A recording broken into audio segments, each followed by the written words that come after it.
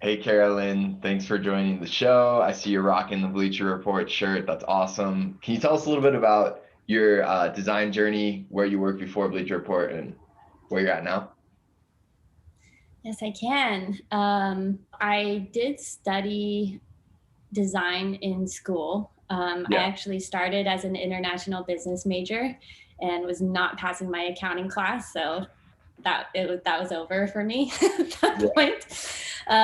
But after school, after I graduated school, I actually started as a print designer full time at an agency in Dallas, and I think I'm like one of the last people on earth who had a full time job as a print designer, like going on press checks, Pantone, swatches, all that stuff. Yeah.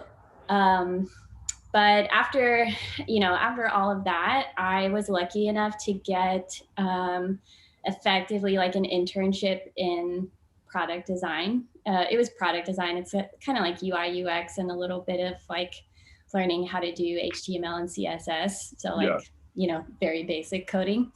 And that was super helpful in me getting into like tech and the product side of things. I moved from Texas to Oakland, California. I was really lucky to get that job. It was great. It was also at like a really small consulting agency. So like consulting agencies are kind of like the best at teaching you process and best practices and Yeah. all that stuff. So like I feel like I actually benefited a lot from starting at a place like that to get a lot of those like good habits built up. Um, after I worked there for about a year, I worked at a startup called Segment. It's like a little data infrastructure company at the time, which now is like, bigger than it was when I started there. But I think that was a really good learning experience for me for sure, of like what it's like working at a small company, being like one of like two or three designers on a team, having to like start and establish a lot of the patterns. Luckily, there was a designer there who was already doing a lot of that, but just being part of a smaller team, I think was a good learning experience. Yeah. And then from there, I made a transition to work at Facebook on their ads growth team, which was definitely a really different environment than I had been in like previously in any of my other jobs. Huge company. Like I remember my first few weeks there, they already had me like working on a project and it was going to get shipped and everything. I mean, it was like, a couple of buttons or something, but I was just like, doesn't somebody need to approve this? Aren't millions of people going to be seeing this? And it was like, whatever. Yeah. Like, of course, it wasn't just like, whatever, but it was kind of like, no, like you have agency. This is, your job. Like, hopefully you're making good decisions. Please make good decisions. And so that was an interesting shift for sure. And now I work at Bleacher Report and I get to work on sports. I get to work with a really cool team. So I feel like this is so far definitely like one of my favorite jobs working at Bleacher Report. Good intersection of like design, which I luckily am good at now that I've been doing it for a few years. I think I'm good at it. And also sports, which I just have a personal interest in. What's up at Bleacher Report? What is the team up to there? And yeah, how's it working in sports? Oh my God, it's so fun. We are, I think Bleacher Report's been on this interesting journey for a few years. I've only been working there for, gosh, like 2 years, I think. So, I'm still kind of relatively new for the, few years that Bleacher Report's been around. But interestingly, I think in the past few years, they've been trying to make a transition from being just a media company to also like a place where people can socialize on their app for sports. Hmm. So, like Bleacher Report has like Game of Zones. They've got a really like one of the most engaged brands on social media, like our Twitter account and our Instagram account. And I think, the idea was like, is there some opportunity we have there, like some need that people have of they want to socialize or they want to talk about sports or have a place where they can be more connected to other sports fans. Yeah. That like maybe it's like like I follow my family on Instagram and my friends, but not all of them are sports fans. And like, maybe I would post it about sports more if I didn't think that it would like completely annoy them. So having a place where you're with other people who want to like geek out on the same stuff as you, I think is kind of what we've been working towards. So we've added like some social features, and we have like a lot of our design team is working on like exploring what other types of social features people might want through Bleacher Report. And we're also working on integrating more sports betting. So it's legal now in a few states, but not all states. So it's a little tricky. But I think what everyone is kind of anticipating is that over the next few years, more and more states are going to legalize sports betting.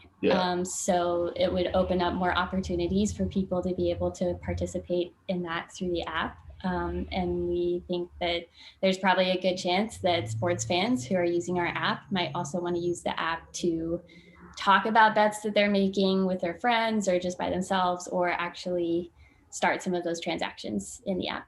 Yeah, because people are watching or following along and then really trying to make like almost live bets on what's going on. Yeah. Yes. I mean, like, yeah, I definitely, I'm not a gambler per se. I'm a pretty frugal person, and I'm not wealthy, so I don't have money to like, just like pour out, because I would definitely lose a lot. But yeah, like I think that for me, like I always love the idea of people trying to make predictions, or just a culture around betting. I think it adds a lot of interest and excitement to anything, especially like a sports game. So I'm definitely learning a lot about people being able to make bets live, having to learn like what types of bets are offered, how sports books work. It's definitely been a little bit of a learning curve, but luckily I have like good PMs and a good team who's been really patient with me learning. So I think that's definitely been a lot of fun to work on. It's all about the parlay. Yes. That's when they get so intense. Like there's so many so many layers. We'll flash the gambling addiction hotline. Edit it. Can you tell us about the considerations of designing for, I guess, avid sports fans as your market? Is that correct? And if that's not correct, please correct me, but how do you design for that fan base? I remember one of the first things that I did in my first year at Bleacher Report was I found this research paper that was kind of like the psychology behind sports fandom, which sounds really esoteric. I don't sit around and like read research papers all the time, although I probably should, but I don't. In that chair, you should. In this chair, I should get the reading glasses. But I happened to like come across this paper, and it was pretty easy to read. So I read through it, and it just broke down the things that motivate sports fans specifically, like, not just fans of like other things like video games or like The Bachelorette, but like sports.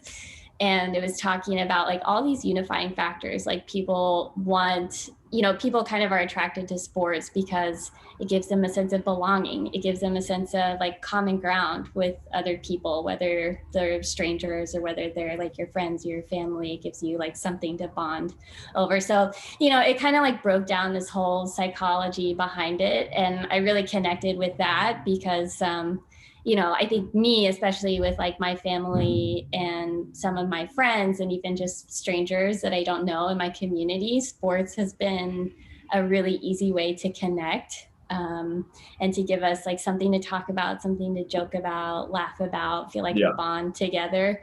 And seeing that happen in the app also, like in comment sections during a game, or like people just like posting their own like sports content and other users kind of responding to that. And like I think it's just been interesting to see that, like, whereas other social media apps like Instagram or Facebook is predicated a lot on having a connection, like a personal connection with somebody, like your Facebook friends were once upon a time, like your actual friends, like people you actually knew, Yeah. And I don't know if it's like that for everybody anymore, but seeing that like in sports, it's not just about like who you personally know. It's just about finding somebody who wants to, you know, freak out about the same moment in the game that you were. And like, I don't care if I know you, I don't care if I ever talk to you again. I just want somebody to share this experience with me right now because I'm so excited or so interested. And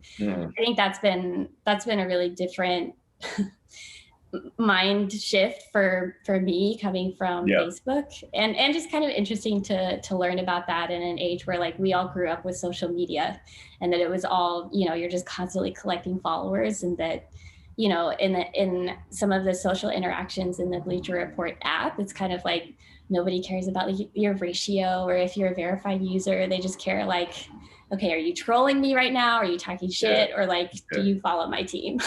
Yeah, or do you have a hot take or something like that? Yeah. Yeah, in the case of Real Madrid fans, it's not smiling, it's just crying this year. It's been awful. Cool. Well, Carolann, thanks for being on the show today. We appreciate your time.